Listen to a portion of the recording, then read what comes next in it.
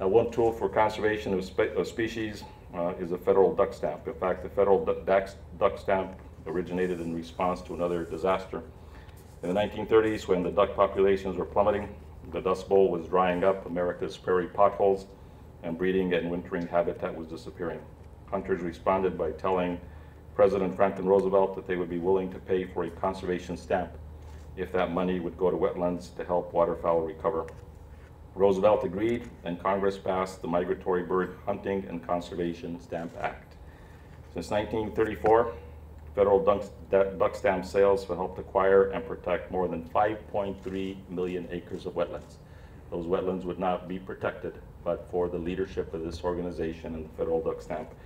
And that has included habitat on hundreds of acres of the 552 national wildlife refuges all across the country in our 50 states and U.S. territories. By purchasing a federal duck stamp and this special silk cachet, you're helping conserve wetland habitat along the Gulf of Mexico. I want to acknowledge David Moynihan, who is the painter, or the photographer who gave us this award-winning photograph of St. Mark's National Wildlife Refuge along the Gulf Coast of Florida. David is here and he is in attendance. Please acknowledge him with a round of applause.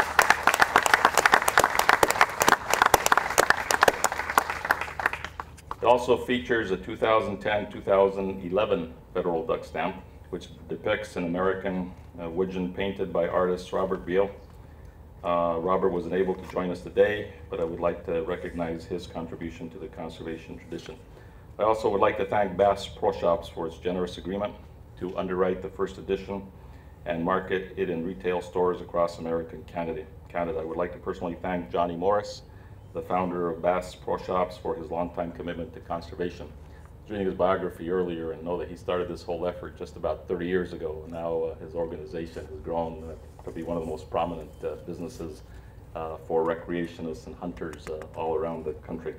Let me just say to all of you who are here, you are an incredible group of employees. As I walked through this building, and I met many of you in your offices, you can tell when people are passionate about what they do, and the smiles on your faces and the photographs in your office say it all.